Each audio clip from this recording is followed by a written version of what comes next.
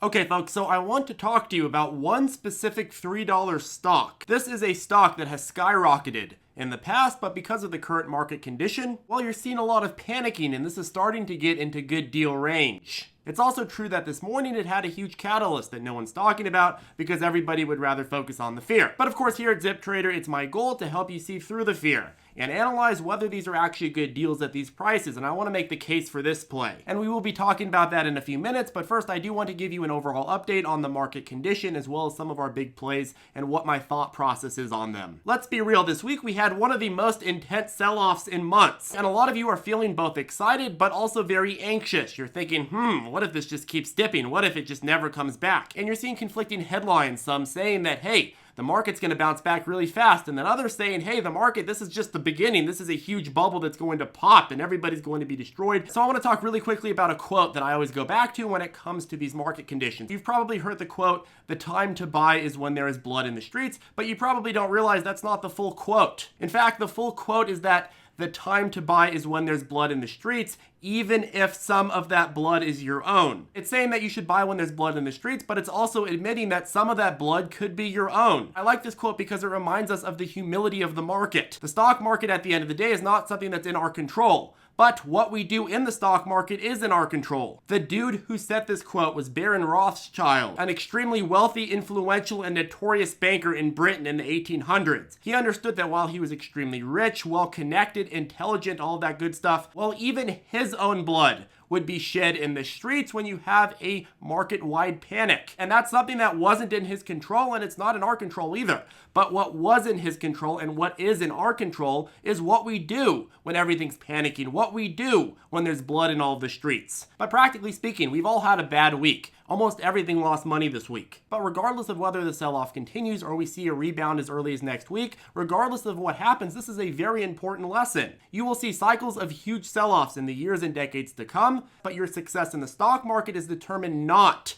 by how many panics there are and how many people are shedding blood in the streets. Your success in the stock market is determined by what you do when all of this is going on. Anyways, folks, let's get to work. So the only thing that I ask of you in return for this video is that you hit that ravishing like button, and also don't forget to subscribe. Quick recap on some of our good deal plays. So PLTR, we've seen PLTR underperform even during some of the biggest market bounces this week. The reason, in my opinion, is because of a combination of share lockup expirations where the insiders are now selling some of their shares.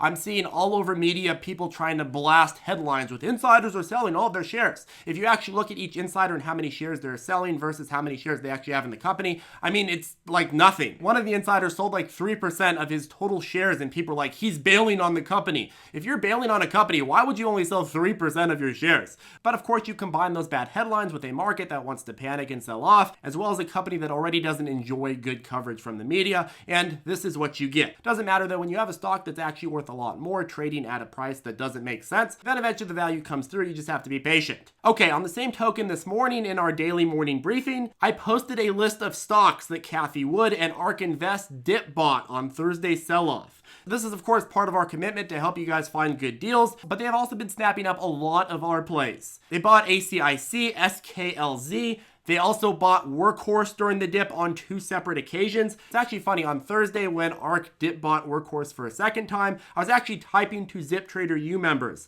that our Workhorse dip play was doing well because ARK bought the dip once again. And then before I could even breathe, the bears started pouncing in on that rally. And I'm using Workhorse as an example, but you've been seeing this with a lot of the other plays that they're buying too. Another thing we talked about this morning was XL Fleet. Now, XL Fleet has been one of my least favorite plays. But this morning they announced a partnership with UBS Arena and New York Islanders. According to the press release, this may give them access to a 43-acre site, and this project has the potential to become one of the largest electric vehicle charging stations in the United States. And this may give XL Fleet a huge opportunity to prove themselves, the efficiency of their business model, as well as perhaps attract some other clientele. Okay, next, NEO. So you want to keep an eye on this, folks. They have earnings coming out next week as well as deliveries. They announced deliveries on the first or second business day of each month. So you want to make sure that you're watching this because this is trading very low. I reported earlier this week that competitor Lee had a good earnings report, and they generally get the shite end of the stick when it comes to the Chinese EV market. So perhaps that's indicative that NIO is going to perform. Okay, folks, now it's time that we talk about the stock that you guys have all been waiting for.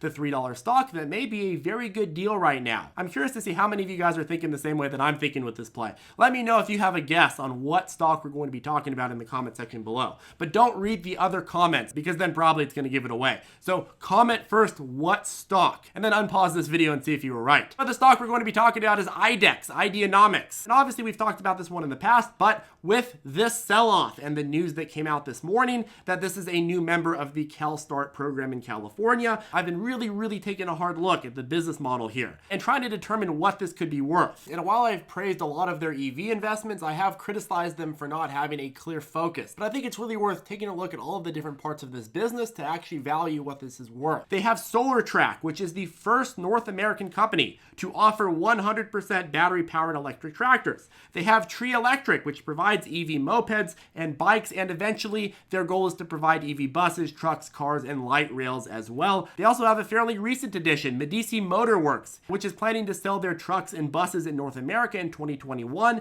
But one of my favorite holdings of theirs is Wave. This is a wireless EV charging technology that you drive over and it charges your vehicle, and it charges your vehicle without ever having to plug in. That makes the whole process a lot more convenient, but it also means a lot more down the line when you have autonomous vehicles that can't go and reach to grab the charging stick or the charging cord and plug it in. This way an autonomous vehicle can just drive over it and then boom, you're charging. I think what they're doing, kind of unintentionally, is they're building a huge ecosystem where you have the EV cars, you have EV charging stations, you have the opportunities for different subscription services via charging as a service and battery swapping as a service. Then you have financing for EVs. And then really speculating some of their real estate companies they own could also help them build charging stations and acquire real estate to have charging stations running throughout the United States and in other countries. If you look at their Medici Motor Works, for example, Medici Motor Works is going to be providing heavy-duty trucks and buses. What do those need? Well, they need charging. Ideanomics has a solution for that, Wave. Wave is specifically meant for heavy-duty trucks and buses, and it's also going to probably expand into much smaller passenger vehicles as well. But by offering trucks and buses and also offering the charging technology for said trucks and buses, they have the opportunity to build in some automatic demand for Wave. If you sell a truck from Medici,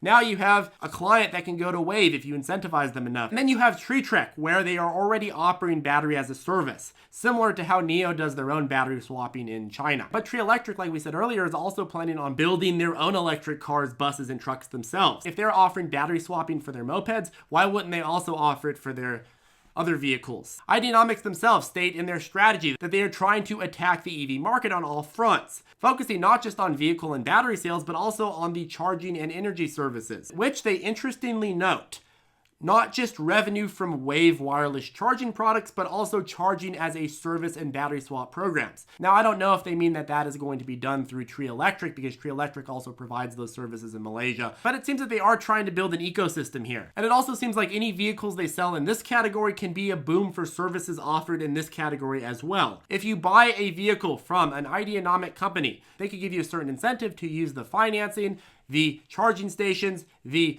subscription models that benefit other ideanomics companies. They could use each of these acquisitions together to give you a really full experience and also lock you in as a customer. What you're going to see is you're going to see continued investment in this ecosystem to try to build out that whole model. And the success of Wave and Tree Electric and the launch of Medici Motors, which will be developing a line of heavy trucks and buses, it's hard not to see a lot of opportunity here. And with their membership in CalSTART, they may now have a greater ability to accelerate that progress as well. In the past, I have been critical of IDEX, and I'm still critical of IDEX. I think that they've overexposed themselves to certain different sectors. Like, for example, while I see them building an ecosystem in terms of EVs, I also see them going and expanding into blockchain, expanding into real estate, expanding into some other parts of fintech that I believe in those sectors, but I wish they would just focus on one sector. But the more that I look at this as sort of an ecosystem, the more that I can sort of see where they're coming from with a lot of these investments. But I think that you combine some of these good investments, some of the proof of concept they've already had, and you combine that with the fact that we're getting very, very cheap, and it's looking like this isn't such a bad deal. And to be completely fair to IDEX, they do have some good fintech companies. Timios can definitely help IDEX grow, doing about $1 billion worth of closings a month and has racked up more than 380,000 transactions so far, according to Investor Place. And they just announced an expansion of their business in California on February 19th. Anyways, folks, let me know what you think in the comment section below. Do you like IDEX? What is your process? Are you in IDEX?